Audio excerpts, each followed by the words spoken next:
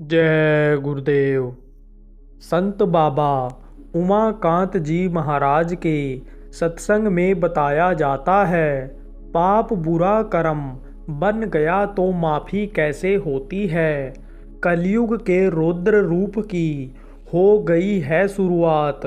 अगर लोग नहीं संभले, कलयुगी ही बने रहे तो आगे का समय विनाशकारी।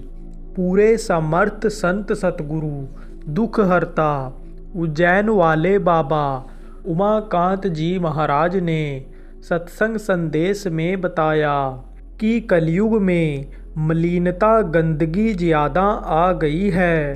कहा गया, छूटे न मैल मैल के धोए, मैल को गंदे पानी से धोगे तो गंदगी नहीं छूटेगी।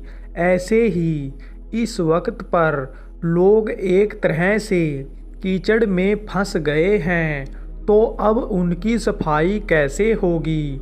कलयुग का मतलब यही है, कालिमा मलिनता। कलयुग का मतलब यही है, कालिमा मलिनता लाना।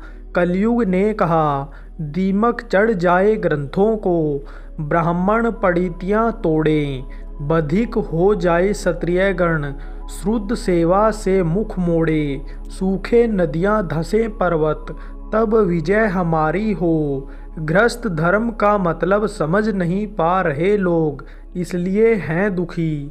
उस वक्त ये वर्ण व्यवस्था ऋषि मुनियों ने बनाया था, जो अच्छा काम करते थे, ब्रह्म को परमात्मा को जानते थे, उनको साक्षात्कार करते थे, ब्रह्मा में विचरण करते थे, उनके लोग ब्राह्मण कहते थे। जो लोगों की रक्षा करते थे उनको क्षत्रिय कहा जाता था। जो खाने पीने पालन पोषण का इंतजाम करते उनको वैश्य कहा जाता था, और जो अन्य सेवाएं कर लिया करते थे उनको शूद्र कहा जाता था।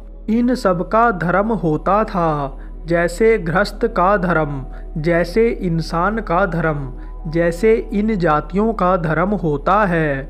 जब गृहस्थ धर्म मानव धर्म को लोग नहीं समझ पाए तो घर में कलह हो जाता है, लड़ाई झगड़ा मारपीट खून कत्ल कर रहे हैं, घर छोड़कर के भाग रहे हैं, बच्चे नालायक निकल गए, औरत मन की कर रही है, बहू मायके चली गई, आदि समस्याएं जो अक्सर देखने को मिलती हैं। इसका मतलब यही है कि गृहस्थ धर्म का मतलब लोग समझ नहीं पा रहे। मानव धर्म क्या है? सबके अंदर जीवात्मा उस मालिक की है। परमात्मा जिसको कहते हैं, उसके अनेक नाम लोगों ने रखे।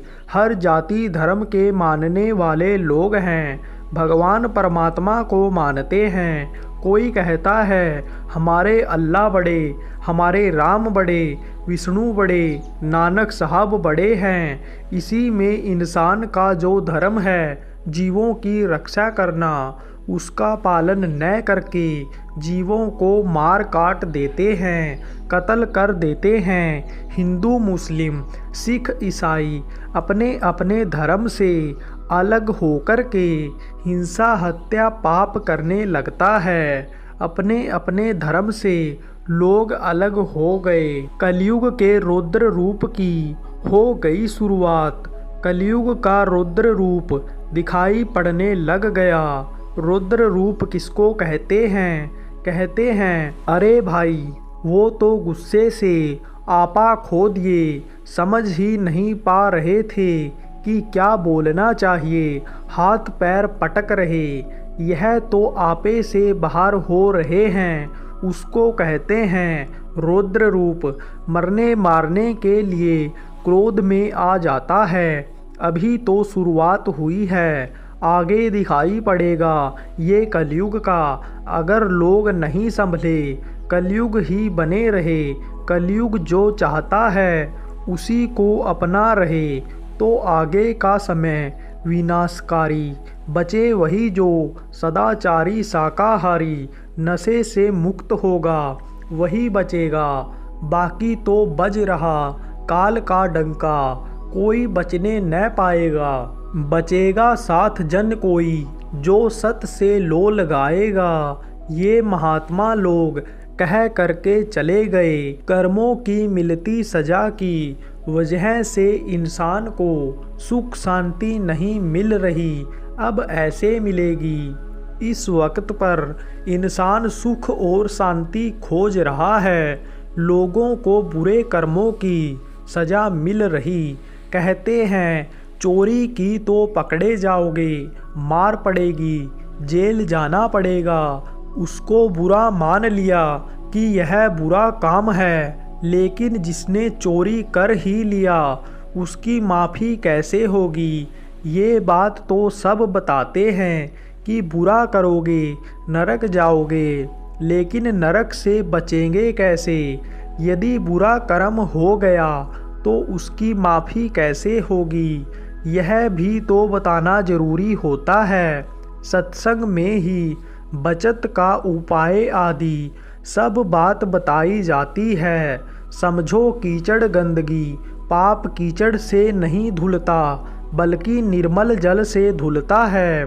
निर्मल जल कहाँ मिलता है? सत्संग जल जब कोई पावे, मैलाई सब कट कट जावे। सत्संग जब मिलता है तब हर तरह की जानकारी हो जाती है, तब यह गंदगी साफ हो जाती है।